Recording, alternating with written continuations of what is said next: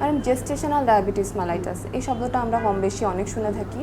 Gestational diabetes mellitus জিনিসটা কি, আর এটা কত সপ্তাহের দিকে ধরা পড়ে? আচ্ছা, জেস্টেশনাল ডায়াবেটিস হলো যে গর্ভকালীন সময় ডায়াবেটিস, যেসব মায়েদের আগে থেকে কখনো ডায়াবেটিস ছিল না, কিন্তু গর্ভকালীন সময় এসে তাদের ডায়াবেটিসটা আসলো, সেটাকে আমরা বলি গর্ভকালীন ডায়াবেটিস। সাধারণত এটা আমরা 24 to 26 উইক্সের মধ্যে আমাদের বেশিরভাগ মায়েরা গর্ভকালীন ডায়াবেটিস নিয়ে আমাদের কাছে আসেন।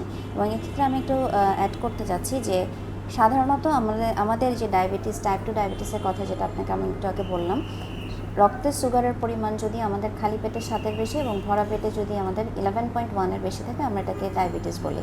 তো গর্ভকালীন সময়ে এই লেভেলটাকে আমরা কিন্তু আরও রেস্ট্রিক্টেড করে রাখি, কারণ এই লেভেলে যদি আমরা রাখি তাহলে সেক্ষেত্রে বাচ্চা এবং মায়ের উভয়েরই কিন্তু নানা ধরনের কমপ্লিকেশন বা জটিলতা হওয়ার একটা সুযোগ থেকে যায়।